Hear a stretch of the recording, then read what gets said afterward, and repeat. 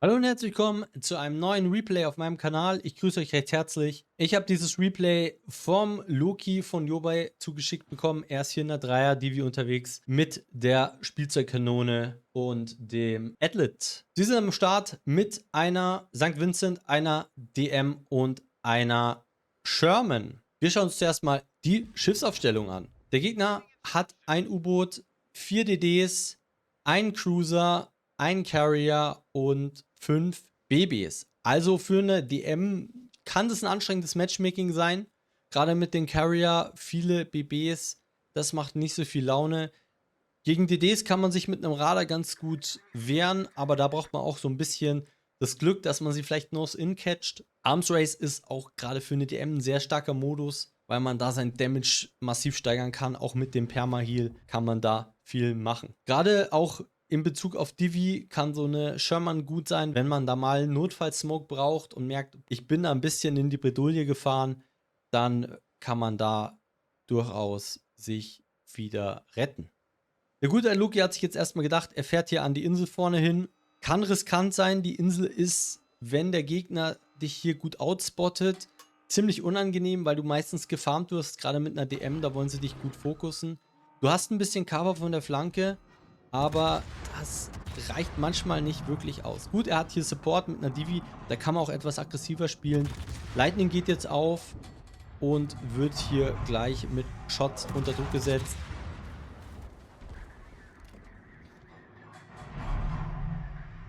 Also leider das Radar nicht so zu 100% funktioniert. Aber das ist manchmal so, wenn der DD halt rechtzeitig rausdreht, dann bekommst du das Radar nicht so wirklich unter.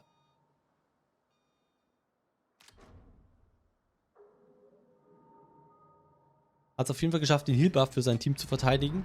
Das ist auf jeden Fall schon mal sehr, sehr gut. Aber man sieht, er ist hier angewinkelt und das ist was man als DM-Spieler überhaupt nicht mag. Eine Lauria vor allem mit SAP, weil das, glaubt mir, tut richtig weh. Da ein bisschen Glück gehabt, die Dispersion war nicht ganz so schlimm, aber der ist auf jeden Fall ein Faktor, der unangenehm sein kann. Jetzt geht die Shima nochmal auf, auch die Lightning ist wieder zurück. Also jetzt geht es hier nochmal richtig rund. Jetzt wäre natürlich ein Radar nochmal super, aber das hat er schon vorher gezogen.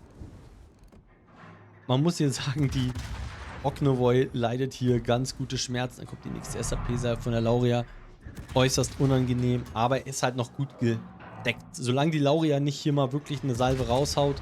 Man darf nicht vergessen, er hat einen Heal-Buff, deswegen geht es jetzt auch zu, dank der Smokes, der DDs. Also ist auf jeden Fall für ihn erstmal alles safe, alles gut. Aber da kommt schon wieder so eine Kelle von der Lauria. Also ihr habt gesehen, wie unangenehm das sein kann. Wenn da das richtige BB auf der Flanke sitzt, ist selbst so eine relativ sichere Position äußerst unangenehm. Lässt sich auch jetzt erstmal zurückfallen. Ist jetzt auch plain spotted und deswegen kommt da auch die nächste Salve. Er hat schon ein halbes Schiff verloren, aber Heal läuft und auch der Arms Race Heal hilft ihm da enorm weiter. Ja, das Flugzeugspotting ist, glaube ich, gerade wirklich so sein Problem und die Lauria hat gerade nur Augen für ihn. Und jetzt kommt er mit AP, das kann auch wehtun. Gerade auf einer DM ist eigentlich alles erstmal schmerzhaft. Wenn es denn trifft.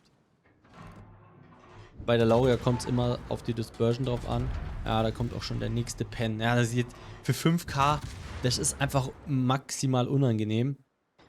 Also der Start ist für den Loki hier gerade relativ schwierig und zäh. Man merkt, knapp 5 Minuten drin, 14K Schaden, da ist noch nicht allzu viel passiert. Hat sich jetzt entschieden, hier mal reinzugehen. Trotz Yamato und Lauria. Man darf hier nicht vergessen, er hat potenziellen Support durch den DD. In Form eines Smokes, der ihm wahrscheinlich auch gleich gelegt wird. Sonst könnte das hier ein kurzer Ausflug werden. Weil die BBs, die wollen ihn. Er hat ein vorrangiges Ziel als Captain-Bild drauf. Das heißt, er sieht auf jeden Fall, dass er einmal anvisiert wird. Da kommen die Shots von der Yamato, bremst rein, bekommt trotzdem Pens. Da kommen die Shots von der Lauria.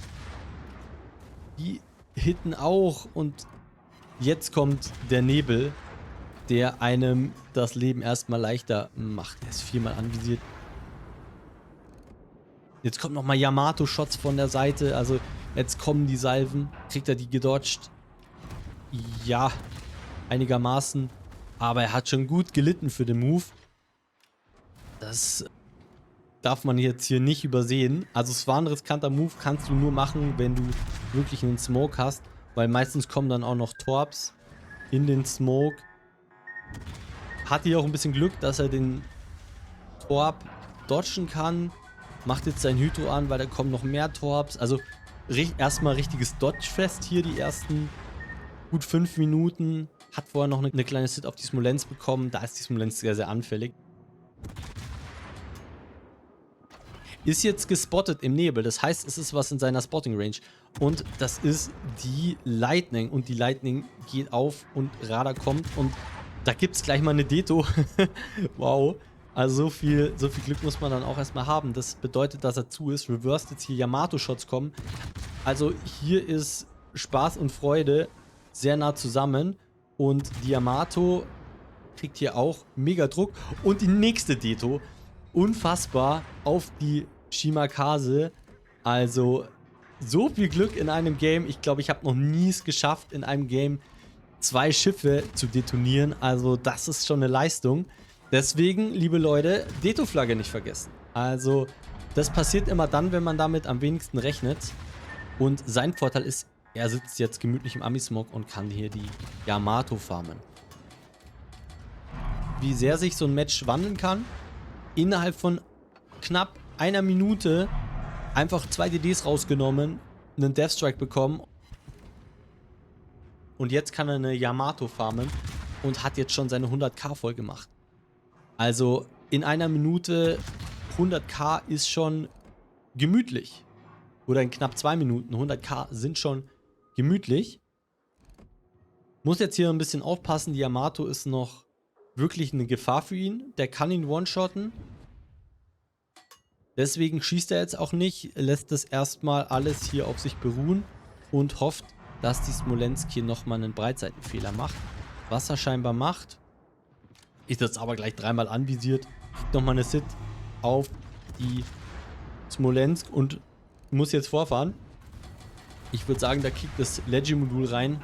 Das ist beim Dodgen unfassbar wichtig auf einer DM. Jetzt wird es wichtig sein, die Yamato schnellstmöglich zu kriegen, weil sonst kriegt er hier ein richtiges Problem. Allgemein vom Match her relativ spannend noch. Der Gegner ist leicht in Führung. Und ich bin sicher, dass der Loki hier noch ein bisschen arbeiten muss. Wird wahrscheinlich jetzt versuchen, wieder zuzugehen, weil hat jetzt nicht mehr so viel HP. 10k kann das Smolensk schnell runterschießen mit HE. Vor allem, wenn er da noch einen Brand bekommt. Er hat zwar eine Damage Con ready, aber da im falschen Moment einen Brand und dann sieht es echt bitter aus. Bekommt auch Cross-Shots von der Iowa. Also sehr, sehr riskantes Positioning hier mit der DM. Ich bin ja auch immer eher so ein Inselknutsche, aber manchmal kann man das auch einfach spielen. Da kommt der nächste Heal. Schiebt jetzt weiter nach vorne rein. Lauria ist immer noch eine Gefahr. Versucht jetzt hier vielleicht auch die Smolensk abzuholen. Und der dreht tatsächlich auf, um auf den DD zu schießen. Und das lässt sich so ein DM-Spieler nicht entgehen, weil da kann man nochmal ordentlich Damage reinmachen. Also da geht ordentlich was. Gerade so eine Smolensk mit den Improved Pen Angles nimmt dann unfassbar schnell Sits. Und die überlebt sowas auch wirklich nicht lange, wie man hier sieht. Ja.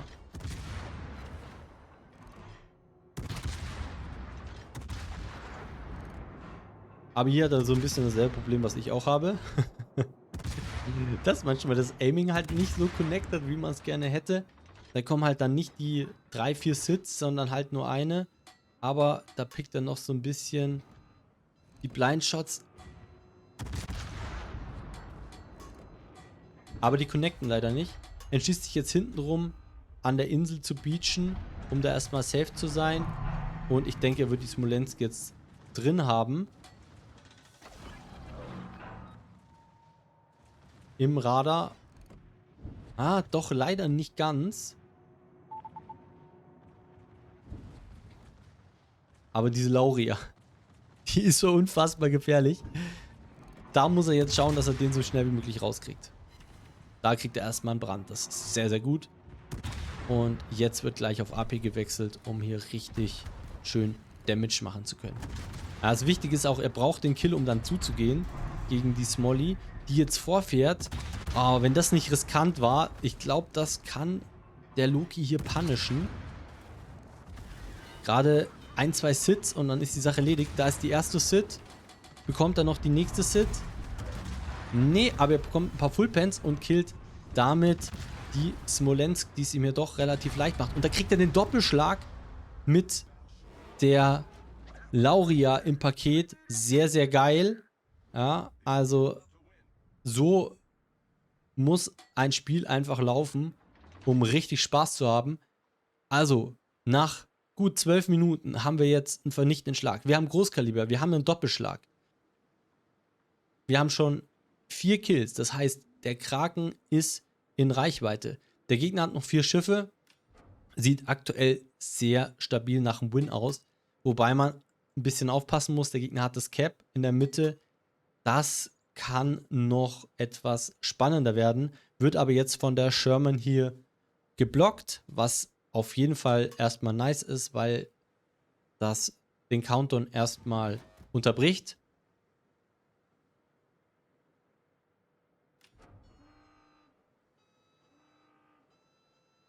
Und damit kann der Loki dann mit seinem mächtigen HP-Pool von 2k auch nochmal ordentlich Damage machen. Hat keine Heals mehr, hat 2,5 Millionen Potential Damage getankt, also auch nicht schlecht in einer DM. Und fängt jetzt an, hier reinzuschieben, um da möglicherweise noch die Monarch zu farmen. Also ein paar Ziele für die DM sind noch da. Da geht auf jeden Fall noch ein bisschen Schaden. Und jetzt muss halt nur das Positioning passen. Dass man da noch ohne gepunished zu werden farmen kann. Weil mit dem AP-Pool ist auch eine Monarchen-Kandidat, der dann mal dich noch one-shotten kann. Ja, cleveres Positioning hier hinterm Berg. Kann jetzt nur hoffen, dass er von vorne nicht gespottet wird, wenn er schießt. E-Ring ist oben, hat die Iowa rausgetorbt. Und jetzt beginnt der Farm auf die Monarch. Ist auch nochmal nett, so einen kleinen Damage-Lieferanten. Das ist ja prädestiniert für eine Salem, so ein Positioning. Das kann man sehr gut ausspielen dann. Da kommt der Unterstützer. Das ist auf jeden Fall auch sehr, sehr nice. Da geht jetzt der Damage schön hoch nochmal. Ja, wir sind jetzt bald bei 250k. Und er hat halt hier ein volles BB, was er farmen kann. Das ist unfassbar saftig. Da kann man seinen Damage-Count wunderbar in die Höhe treiben. Und das macht der Loki hier ganz entspannt. Nutzt sein Positioning, nutzt das Spotting hier von der Sherman, die jetzt auch noch ein bisschen mitgunnen will. Weil er sagt, ich kann ja auch noch was rausholen.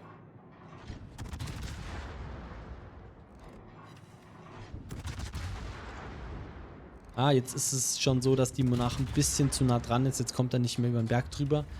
Das ist ein bisschen schade. Monarch ist abgeholt, aber der Kraken ist noch nicht eingetütet. Jetzt ist die Frage, schafft das noch rechtzeitig, bevor hier das Game um ist, sich die Haaland zu holen? Die Haaland sieht so ein bisschen aus, als wäre sie im Kite. U-Boot ist hier auch noch irgendwo. Wenn wir mal so gucken, aktuell ist niemand spotted. Das kann bedeuten, dass das U-Boot gerade getaucht ist. Das heißt, er bleibt auch erstmal zu mit seiner DM. Selbst mit dem geringen HP-Pool, wenn da die Haaland Full Life ist, muss man auch aufpassen. Ja, da kann man auch mal als DD einen Cruiser rausschießen. Ist nicht zu unterschätzen. Monty und GK gehen jetzt auf. Das heißt, entweder das U-Boot ist da irgendwo oder die Haaland. Das sieht tatsächlich so ein bisschen nach beidem aus. Da kommen die Haaland-Torps. Okay, dann waren das vorher U-Boot-Torps. Da zieht der Loki jetzt seinen Radar, um zu schauen, wo ist denn die Haaland? Der scheint hier irgendwo hinterm Berg zu sein. Also sehr, sehr weit hinten draußen. Das heißt, er wird ihm jetzt erstmal nachfahren müssen. Beziehungsweise überlegt er, muss ich ihm wirklich nachfahren? Weil, was ist so der sinnvolle Weg jetzt von der Haaland? Er ist immer noch nicht im Radar. Ist jetzt oben gespottet. Jetzt die Frage, kriegt er ein paar Mülltonnentreffer aufs U-Boot? Ah, das U-Boot scheint schon weitergefahren zu sein. Ja, so wie es aussieht, ist das U-Boot schon auf und davon. Aber der Luki ist hier gierig. Der möchte unbedingt den Kraken haben. Hat sich jetzt entschieden, hier noch erstmal sich zu beachen, um das Cap zu holen. Da kommt jetzt der Doppeldrop. Und wir sehen auf der Minimap, die Haaland fährt nach unten. Und das ist doch was sehr interessant ist. Und da kriegt er den U-Boot-Kill. Das heißt, Kraken, sehr, sehr nice. So muss das Ganze laufen. Oh, die Haaland leidet hier auch noch gut. Die Frage ist, schafft das zuzugehen? Hat jetzt die Sherman gekillt. Kriegt nochmal einen Brand.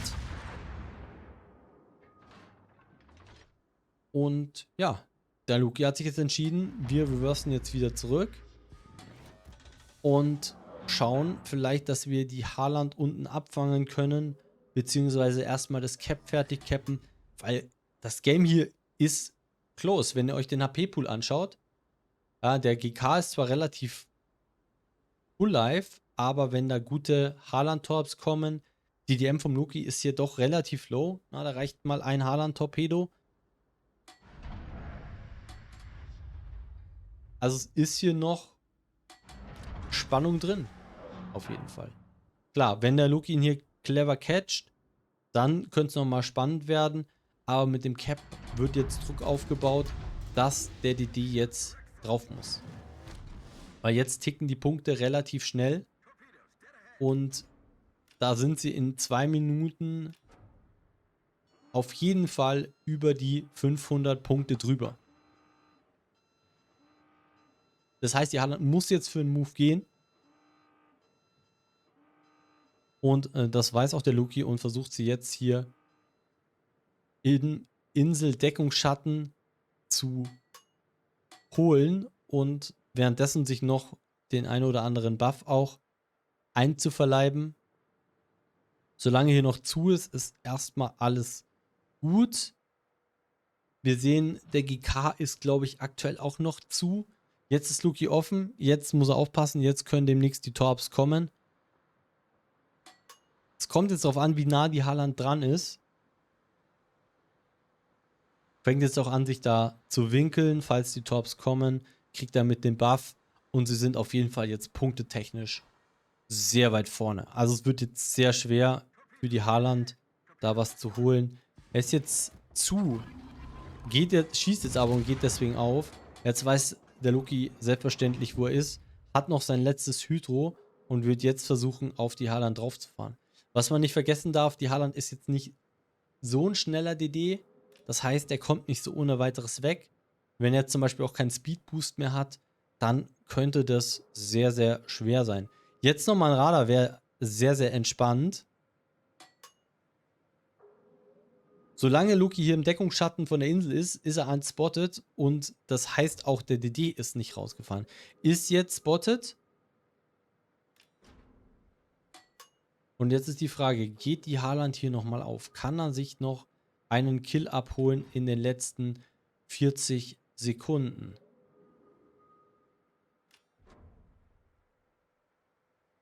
Da kommen die Torps. Er ist also oben lang gefahren, gunnt jetzt nochmal, um dann nochmal was rauszuholen. Man muss aber sagen, riskante Entscheidung. Gegen eine DM, die einen Reload-Buff hat, die verbesserten Damage hat. Aber so wie es aussieht, schafft es die Haaland nochmal das Ganze zu überleben. Und wir hüpfen zum Endscreen. Und sehen hier eine wirklich sehr, sehr gute DM-Runde mit einem Kraken. Also 5 Kills. Wir haben einmal einen Unterstützer, wir haben Deathstrike, Wir haben einen Doppelschlag, wir haben einen Dragonaut auch wieder verdient. Sehr viel Damage getankt, sehr viel Damage erhalten und zum Schluss noch das Großkaliber. Schauen wir zur Teamwertung. Hier sind wir bei unglaublichen 4170 Base. Also man sieht hier wirklich eine sehr, sehr starke Runde vom Loki. Eine 4K Base-Runde ist wirklich schon herausragend, muss man sagen. Auf jeden Fall ein sehr interessantes Replay. Wenn ihr auch solche Replays habt, dann schickt sie mir gerne zu. Würde mich sehr, sehr freuen. Wenn ihr Fragen bzw. Feedback zum Video habt, gerne in die Kommentare. Wenn euch das Video gefallen hat, gerne auch noch ein Like da lassen. Über ein Abo würde ich mich auch sehr freuen. Wir sehen uns dann im nächsten Video auf meinem Kanal wieder. Die Mütze ist raus. Bis zum nächsten Mal. Macht's gut. Ciao. Ciao.